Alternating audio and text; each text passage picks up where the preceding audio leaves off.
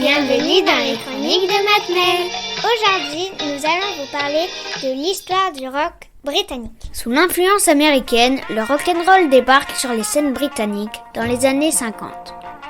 Mais c'est plutôt une décennie après que le rock britannique s'impose. C'est principalement dans les plus grandes villes anglaises, comme Londres, Liverpool et Manchester, que des groupes voient le jour. Parmi eux, on retrouve notamment le quatuor The Beatles, qui compose un rock à la sonorité pop. Un de leurs plus grands tubes, Yellow Submarine, sorti en 1966.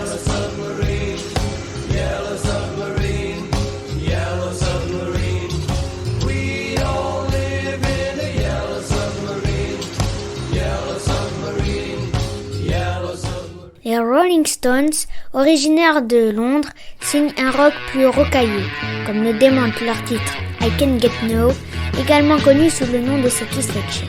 Leur single de 1965 les propulse sur la scène mondiale.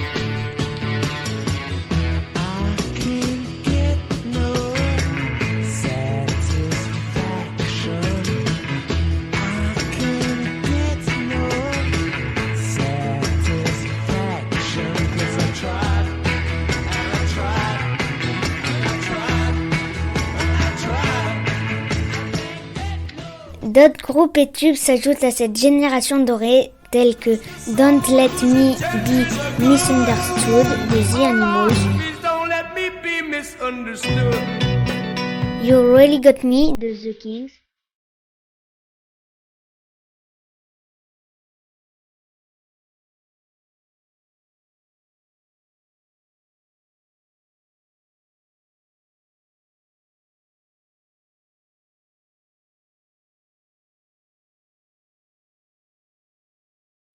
Layla du célèbre guitariste Eric Clapton,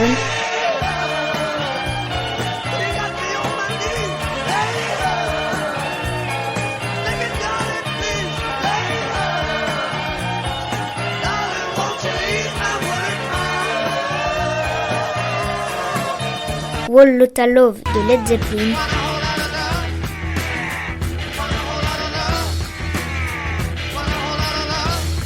ou encore Won't Get Fooled Again de The Who.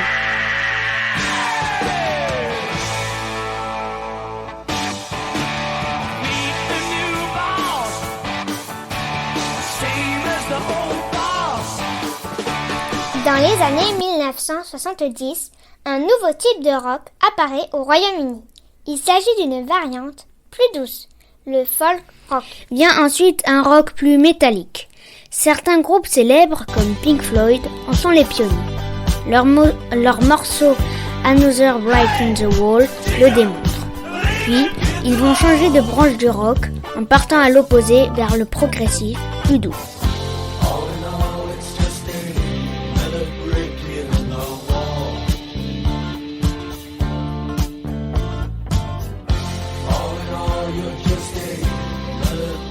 C'est également le cas pour le groupe Genesis au célébrissime batteur Phil Collins. Ce dernier a, par exemple, signé l'introduction de That's All.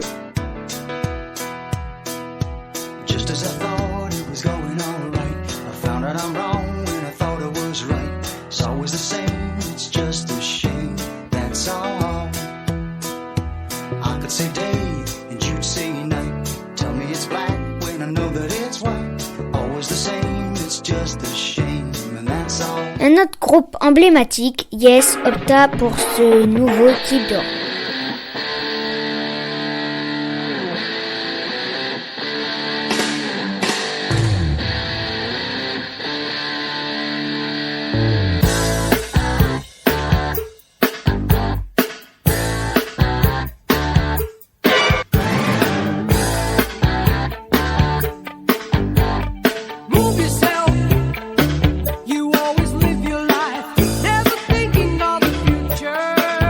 Années plus tard, le glam rock, à l'origine du mouvement punk, apparaît.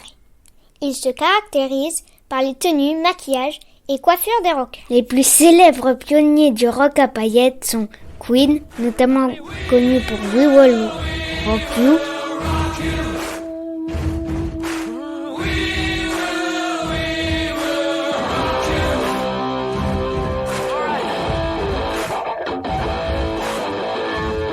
et David Bowie.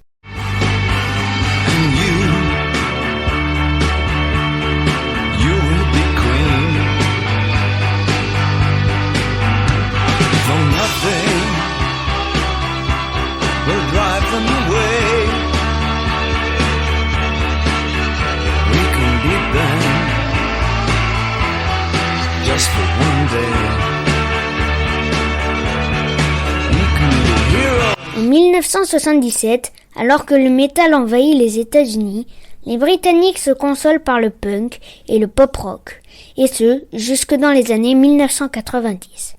D'abord par The Cure, auteur de Boys Don't Cry,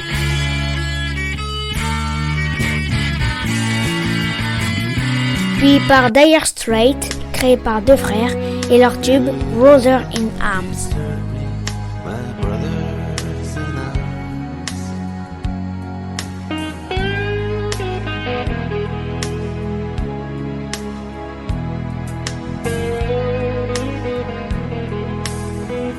Ils furent vite rivalisés par Depeche Mode et Enjoy the Silence.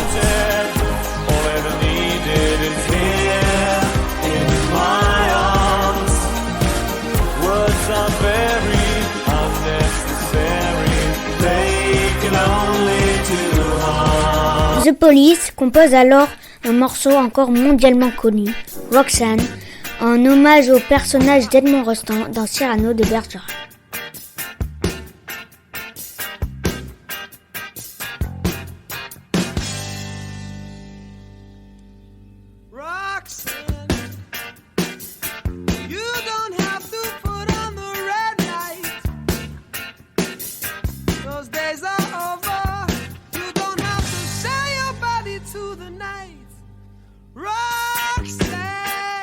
Dans les années 1980, alors que la France est rythmée par le disco et que la pop perdure, la new wave et l'électro font leur apparition dans l'histoire du rock, comme avec Eurythmics et Sweet Dreams.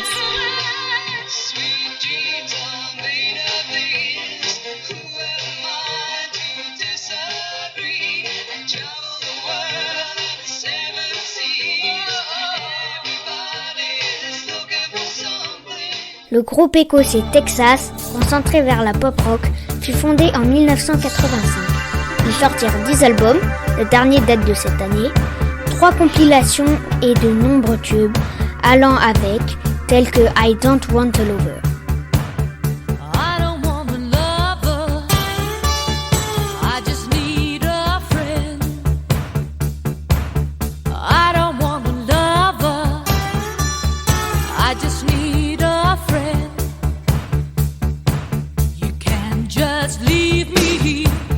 En 1991, un nouveau groupe, Oasis, fut fondé par des Mancuniens. Dans ce groupe, les deux chanteurs sont frères. Leur plus grand succès est Wonderwall, sorti en 1995. Plus récemment encore, en 2008, Coldplay composa Viva la Vie.